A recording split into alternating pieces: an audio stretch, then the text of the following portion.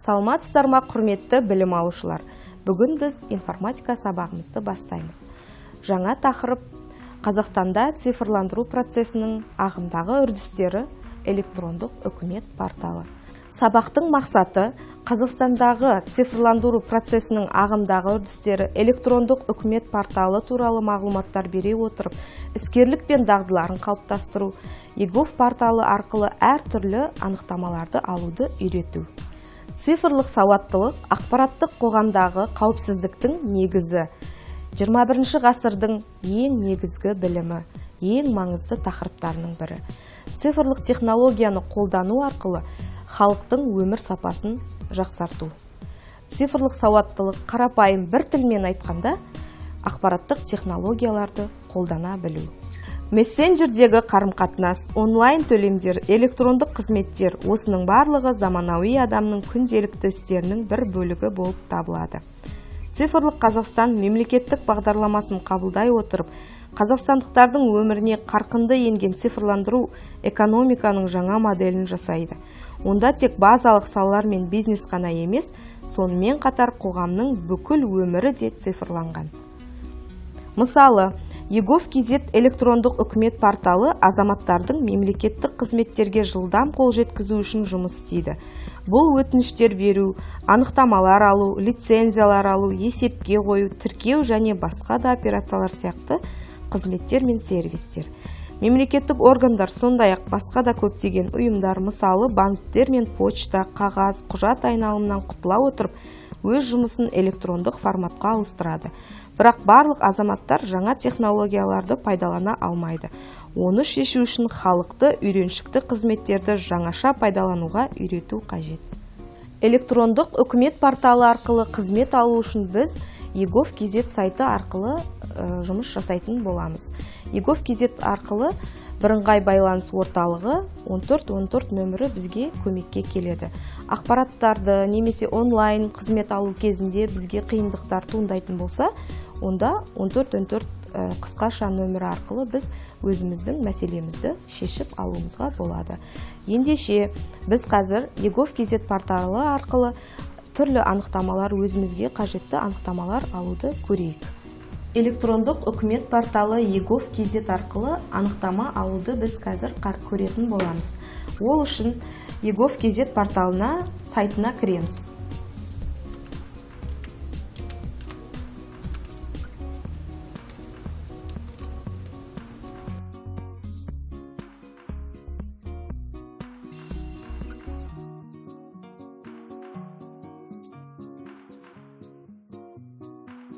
Сайт бетіне кіргеннен кейін бізде сайттың алғашқы беті көрінетін болады.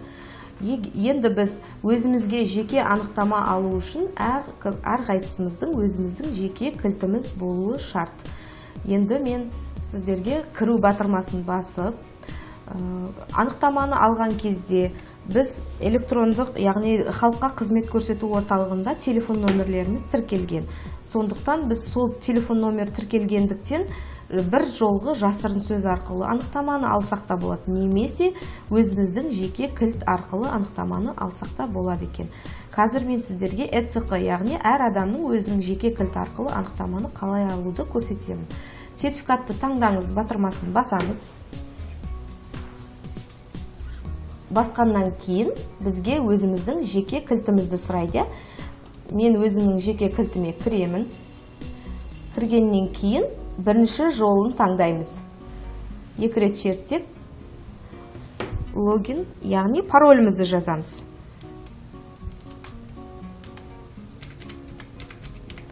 Әркім өзінің жасырын сөзін жазатын болады. Подписать батырмасын басамыз. Басқаннан кейін біз міне көріп отқандарыңыздай өзіміздің жеке кабинетімізге кірдік.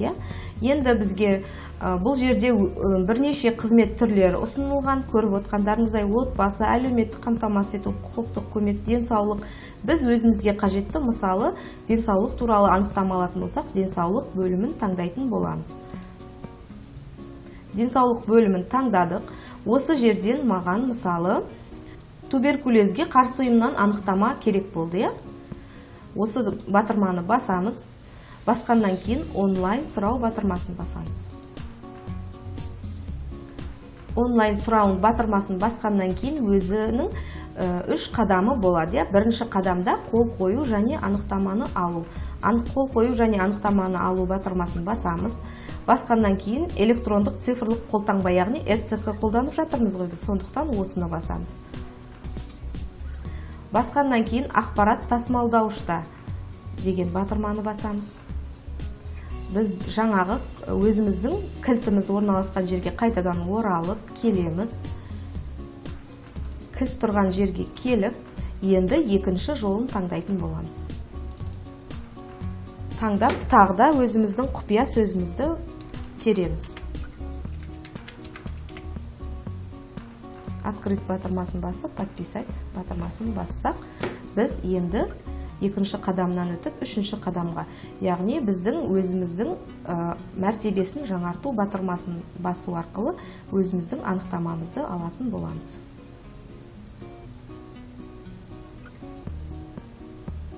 Міне сұраныс өңделді. Сұранысты біз анықтаманы қазақ тілінде алғымыз келе ме, немесе орыс тілінде алғымыз келе. Өзіміздің қалаған тілімізді таңдау арқылы анықтаманы сол тілде алуымызға болады екен. Біз қазір қазақ тілінде деген батырманы бассақ, бізге өзіміздің қажетті анықтамамыз, мұны көріп отқандарыңыздай, қазақ тілінде өзімізге қажетті анықтамамызды алдық. Цифрландырудағы негізгі мақсат бәсекеге қабілеттілікті арттыру, халықтың өмір сапасын жақсарту, оқу тәрбие процесін жеделдету және жеңілдету, балаларға, ұстаздарға, ата-аналарға жүктемені азайту.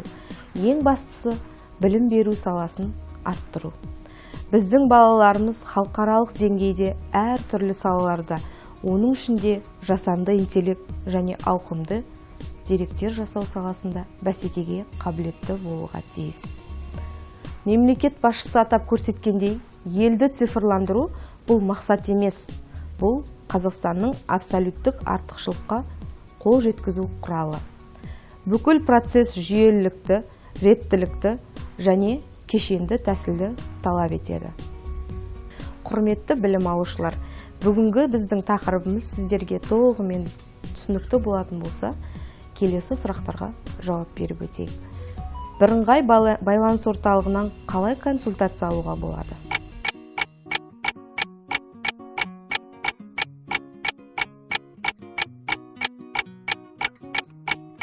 Дұрыс. Ол үшін оңай есте қалатын 1414 нөмірі бойынша хабарласуға мүмкіндік бар бізде. Келесі, операторлар жиі консультация беретін сұрақтар. Электрондық цифрлық қолтаңбаны алу, порталда тіркелу, айыппұлдарды төлеу, мемлекеттік органдарға электрондық өтініштер беру, электрондық лицензиялар алу, нотариустар және кабинеттермен жұмыс жасау. Келесі сұрақ.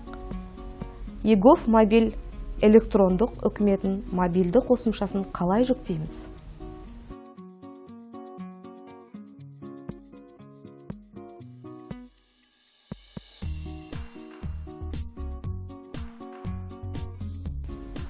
Google Play, App Store'де жүктейміз. Келесі, ЭЦК, яғни электронды цифрлық қолтаңбаны қай жастан бастап алуға болады?